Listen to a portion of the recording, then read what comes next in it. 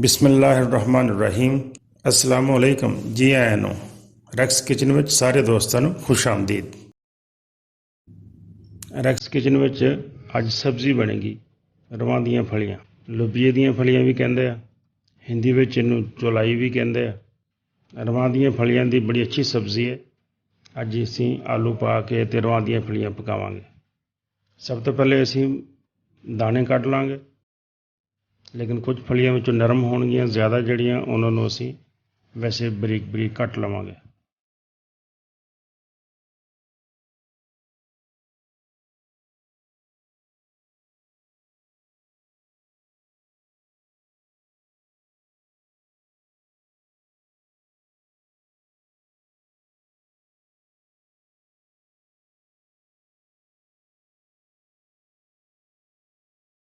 ਅਤੇ ਉਸ ਤੋਂ ਬਾਅਦ ਪਹਿਲੇ ਮਸਾਲਾ ਬਣਾ ਲਈਏ।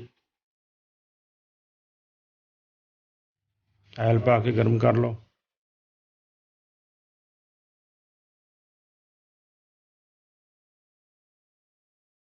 ਉਹਦੇ ਵਿੱਚ 2 ਚਮਚ ਅਦਰਕ ਲਸਣ ਦਾ ਪੇਸਟ ਪਾ ਲਓ।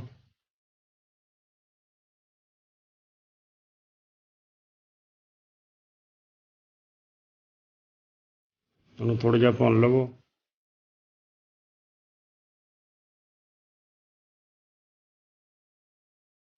ਅਤੇ ਨਾਲ 2 ਪਿਆਜ਼ ਬਾਰੀਕ ਕੱਟ ਕੇ ਅਤੇ ਉਹ ਪਾ ਲਓ।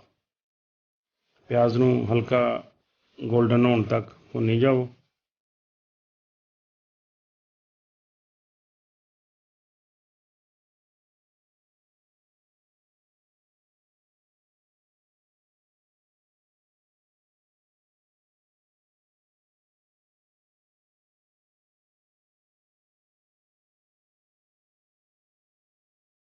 ਉਸ ਤੋਂ ਬਾਅਦ 2 ਬਾਰੀਕ ਟਮਾਟਰ ਕੱਟ ਲਵੋ ਅਤੇ ਉਹ ਪਾ ਲਓ।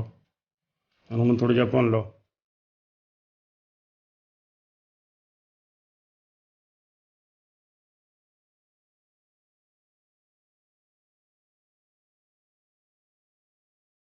ਨਾਲ 1 ਚਮਚ ਲਾਲ ਮਿਰਚ ਦਾ ਪਾ ਲਓ, 1 ਚਮਚ ਨਮਕ ਦਾ ਪਾ ਲਓ ਅਤੇ ਥੋੜ੍ਹੀ ਜਿਹੀ ਹਲਦੀ ਪਾ ਕੇ ਮਸਾਲੇ ਨੂੰ ਭੁੰਨ ਲਓ।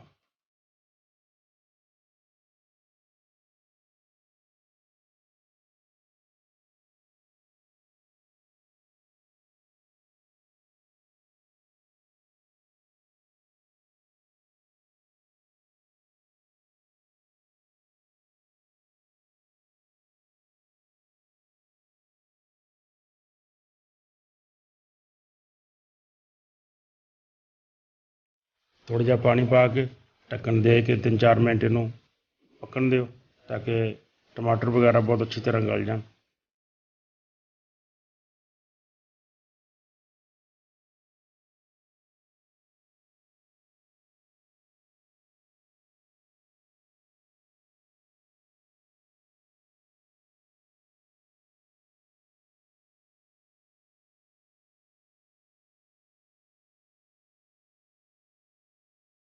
ਮਸਾਲਾ ਸਾਡਾ ਤਿਆਰ ਹੋ ਗਿਆ।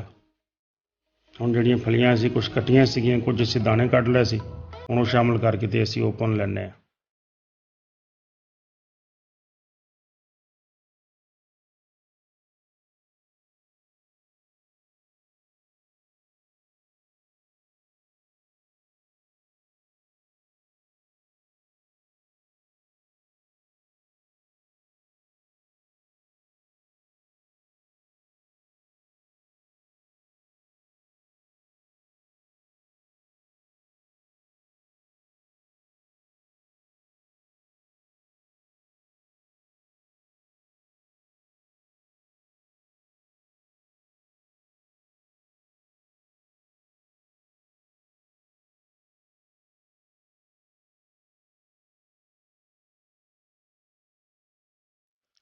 ਥੋੜ੍ਹੀ ਦੇਰ ਭੁੰਨਣ ਤੋਂ ਬਾਅਦ ਤੁਸੀਂ ਇਹਦੇ 'ਚ ਆਲੂ ਸ਼ਾਮਿਲ ਕਰਕੇ ਉਹਨਾਂ ਨੂੰ ਵੀ ਭੁੰਨ ਲਓ।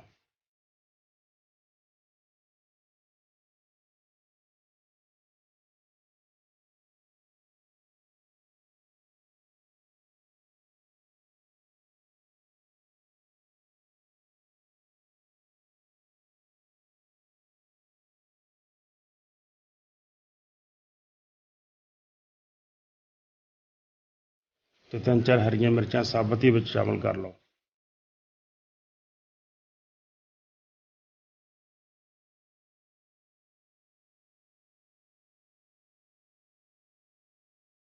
ਤੇ 1 ਕੱਪ ਪਾਣੀ ਦਾ ਪਾ ਕੇ ਤੇ ਇਸ ਨੂੰ ਹਲਕੀ ਅੱਗ ਤੇ ਦਮ ਲਗਾ ਦਿਓ।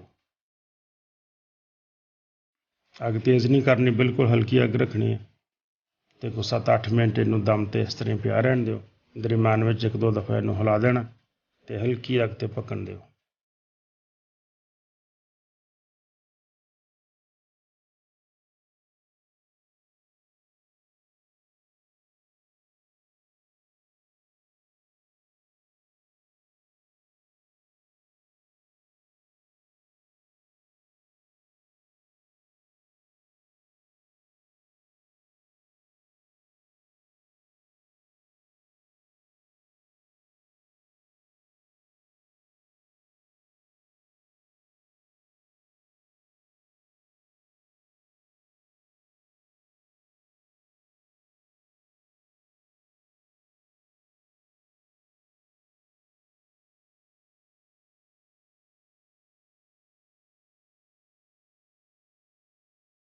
ਸਾਡਾ ਸਾਲਣ ਤਿਆਰ ਹੋ ਗਿਆ। ਹੁਣ ਅਸੀਂ ਇਹਦੇ ਵਿੱਚ 1 ਚਮਚ ਧਨੀਆ ਪਾਊਡਰ ਦਾ ਤੇ 1 ਚਮਚ ਜੀਰੇ ਪਾਊਡਰ ਦਾ ਪਾ ਦਿਆਂਗੇ।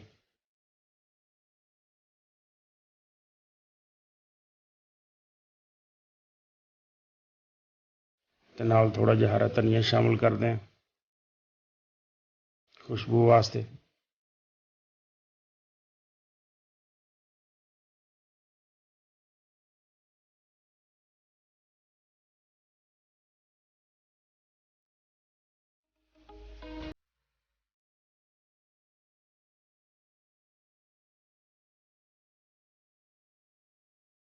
ਸਾਡੀ ਰਵਾਂ ਦੀਆਂ ਫਲੀਆਂ ਦਾ ਸਾਲਣ ਬਿਲਕੁਲ ਤਿਆਰ ਹੋ ਗਿਆ।